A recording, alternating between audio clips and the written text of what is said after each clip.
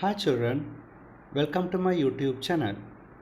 This is the second video of the video series Probability. The first topic we have to learn today is the addition rule, or in another term, it's called as the law of cardinality. Let's try to understand this rule from this example. Let's take a set A where its elements are 1, 3, 5 and 6. Another set B where its elements are 3, 6 and 12. Now you can see that the elements 3 and 6 are common for both A and B. If we mark this information in a Venn diagram as shown here, you can mark element 3 and 6 in the intersection region, elements 1 and 5 for the region which belongs to A only, and the elements 12 for the region which belongs to 12 only. If you are not familiar with this, how to mark this information in a Venn diagram, refer to my first video. I will place the link and below description box, and it will pop up as the suggestion video at the top of this screen.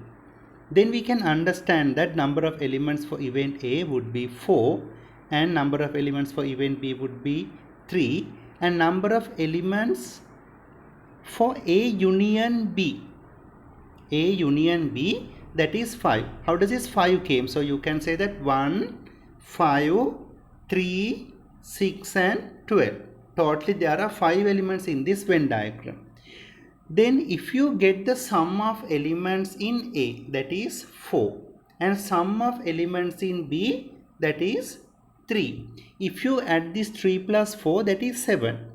But here in that A union B contains only 5 elements. What is the problem with this deviation? The deviation is the element belongs to the common region.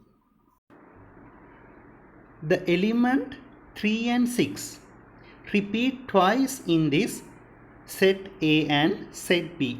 But when we work out the union, it should be counted only at once.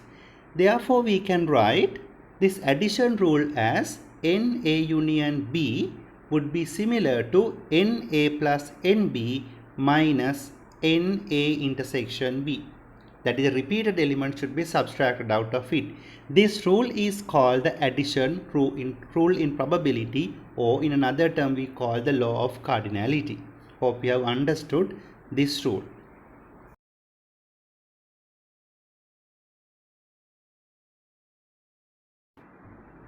Let's try to work out this example. It's given that number of elements in set A is 25 and number of elements in set B is 20 and number of elements in A union B is 35. We need to find out number of elements in A intersection B. Simply we can apply the addition rule. Number of elements in A union B is equals to number of elements in A plus number of elements in B minus number of elements in A intersection B. If you substitute, you receive the answer for number of elements in A intersection B would be 10, because we know A union B is 35, NA is 25 and NB is 20. With that you can get this answer.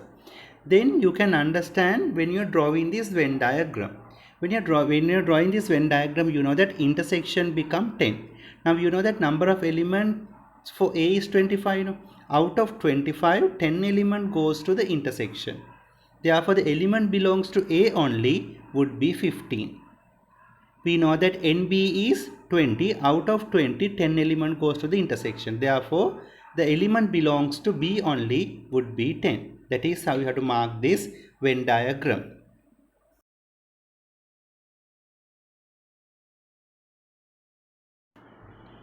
Now, let's back to the second example. It's given that number of elements in A is 25 and number of elements in B is 20 and number of elements in A intersection B would be 5. We need to calculate the number of elements in A union B, and after that we have to draw the Venn diagram. Right. Then initially we can apply the law of cardinality or the addition rule, and we can obtain number of elements in A union B equals to number of elements in A plus number of elements in B minus number of elements in A intersection B. We know that NA is 25 and NB is 20, and A intersection B, the number is 5. With that you can get the answer A union B would be 35. Now we know that here the intersection is 5, NA is 25. Out of 25, if you remove 5 for the intersection, the rest of the element would be 20. That is, the element belongs to only A. Then number of elements in B is 20. Out of 20, if you remove this 5 to the intersection region, number of elements belongs to only B would be 50. That is how we have to fill up this Venn diagram to represent those information in the question. And if you add up 20 plus 5 plus 15, you will obtain the answer 35, which belongs to the A union B. Today the second concept we have to study is mutually exclusive events. What are mutually exclusive events? If you simply say mutually exclusive events are the events where it cannot occur at the same time. For example, you and your mother both are wearing the same watch at the same day at the same time. So it cannot happens at once. So those two events are called the mutually exclusive events. If the two events are mutually exclusive, you can represent this information in a Venn diagram. In a Venn diagram, there cannot be any intersection, or the intersection is 0. If two events are mutually exclusive, we can simply say from the law of cardinality, number of elements in A union B is equals to number of elements in A plus number of elements in B. The reason is that A intersection B would be 0. There is no elements for A intersection B. With that you can write the law of cardinality with this new refreshments of number of elements in A union B equals to number of elements in A plus number of elements in B.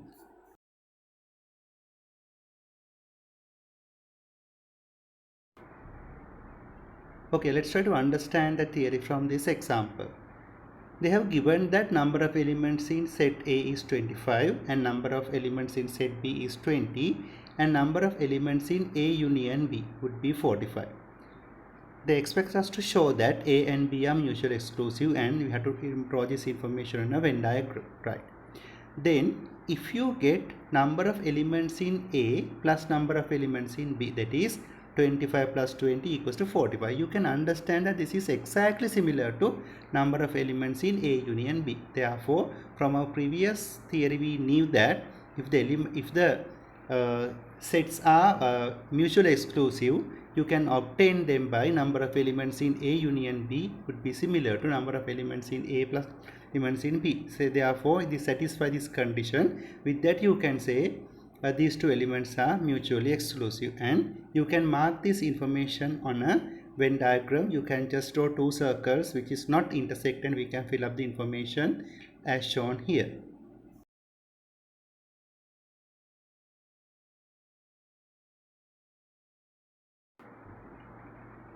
The next concept we have to learn today is the conditional probability. What do you mean by this conditional probability? Suppose that there are two events A and B which happens in a certain experiment, and the conditional probability describes the probability of a certain event if the probability of the other related event is given. For example, we will take you and your brother or sister goes to school. So we know that both of you are going at once in the morning, and they have given us the probability of your brother goes to school is given. With that, they ask you to find the probability of you to go to school. So if they are related facts, you can understand that sometimes in the morning, if your brother is hesitant to go to school, there may be some kind of impact for you to also not to go to school.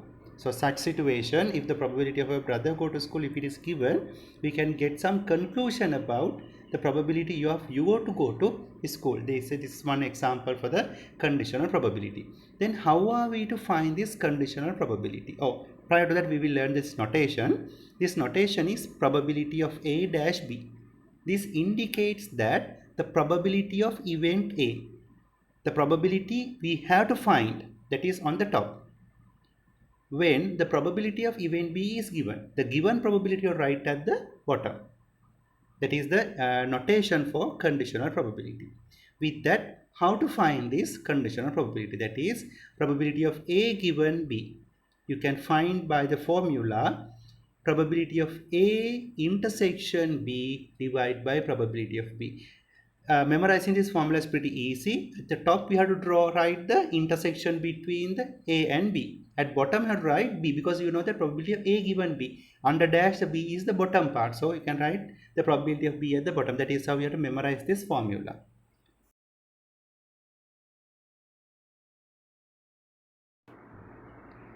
If you come up with this example, it's given that number of elements in A is 25 and number of elements in B is 20 and number of elements in A union B is 35. We need to calculate probability of A given B and probability of B given A. Right, let's see how to do it. Initially, we can draw this Venn diagram. This is the same example where we have discussed in example 1. With that, you can draw this Venn diagram. That is why I have just copied this diagram over here. Then we need to find out probability of A given B is equals to probability of A intersection B divided by probability of B. Probability of A intersection B is how much? We know that there are 10 elements. Altogether, how many elements in this experiment is 35. Therefore, the probability would be 10 out of 35 divided by probability of B. What are the elements elements belongs to B? Then in the intersection area there are 10 elements plus only B area there are 10 intersections. All together is one what you call by probability of B. With that you can say 10 plus 10 divided by 35, that is 10 over 35 divided by 20 over 35. If you simplify this, you will obtain the answer as 1 over 2. Therefore, the probability of A given probability of B would be 1 over 2. Right. Then the second part, probability of B given A. Then when you write in the formula, that is probability of B intersection A, there is no significant difference between A intersection B or B intersection A. The same thing it indicates, but the denominator turn up to probability of A. So if you work out, probability of B intersection A would be 10 over 35 and probability of A would be 10 plus 15 over 35. How does this 10 and 15 came? At the intersection there are 10 elements and only A there are 15 elements, altogether 25 elements. If you work out, you will obtain the answer as 2 over 5 or 0.5. Hopefully you have understood how to work out this question.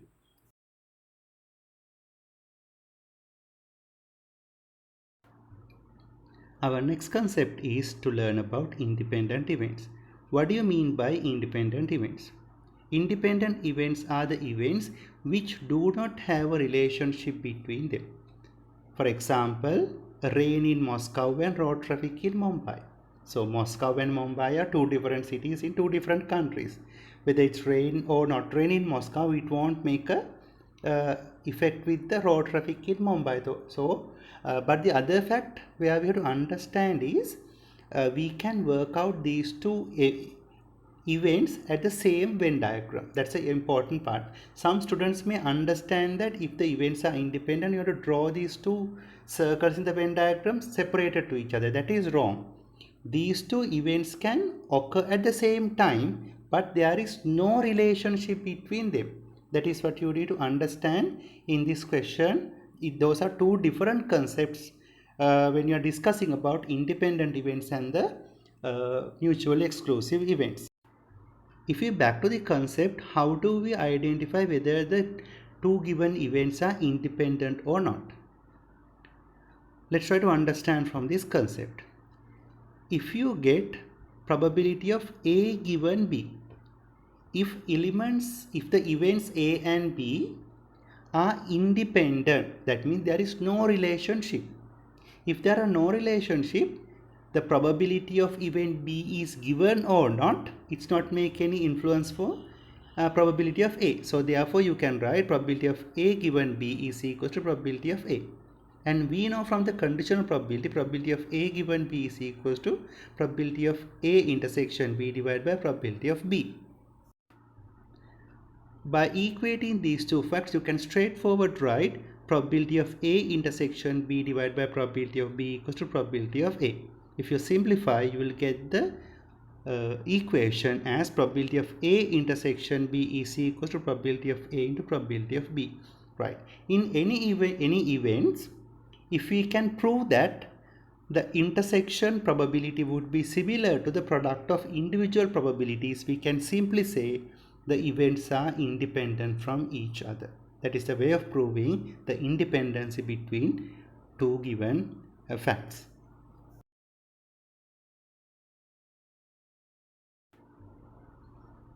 Let's try to work out this example. It's given that probability of A is 0.65 and probability of B is 0.4 and probability of A union B is 0.8. Initially we have to calculate probability of A intersection B and we have to see whether events A and B are independent or not.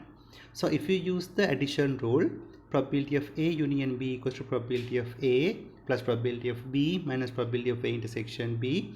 We know A union B is 0.8, it's given, and probability of A is 0.65 and probability of B is 0.4. With that you can obtain the answer. Probability of A intersection B is 0.25. That's the answer for probability of A intersection B, part A. You come to part B. Probability of A intersection B is 0.25. Now let's try to work out the product of probability of A into probability of B. If you work out here, you get the answer 0.65 into 0.4, that is 0.26. Now compare with the intersection value. If you compare with this probability of A intersection B with the product of probability of A with probability of B, those are not similar. A intersection B is 0.25 and PA into PB is 0.26. Those are not similar. Therefore, you can say the events are not independent. What do you mean by these are not independent? That means there is a relationship between these two events. That is what you have to understand about independency and not independency. This is the way I can prove that the events are independent or not independent. Hopefully you can understand this concept.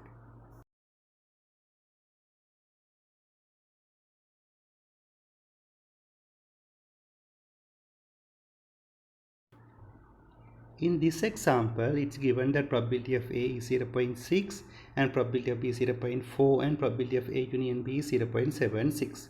Initially, we need to calculate the probability of A intersection B and we have to see whether these two events are independent or not. Right. If you use the probability of, addition rule, probability of A union B equals to probability of A plus probability of B minus probability of A intersection B. It's given that A union B is 0.76 and probability of A is 0.6 and probability of B is 0.4. With that you can calculate probability of A intersection B is 0.24. Then we know that probability of A intersection B is 0.24, and if you multiply the probability of A into probability of B, you obtain the answer 0.6 into 0.4, that is 0.24. Now you can understand that the product of probability of A and probability of B is exactly similar to the probability of A intersection B. With that, what you can say, these two events A and B are independent. That means there is no relationship between these two events. That is what you understand about this independency fact. Hopefully you understood the contents in this video. We'll be discussing the question based on the first video and the second video in our future videos. If you like this video, put a thumbs up and share this video with your friends. To watch more educational videos, please subscribe my channel and click on the bell icon. See you from next videos. Thank you.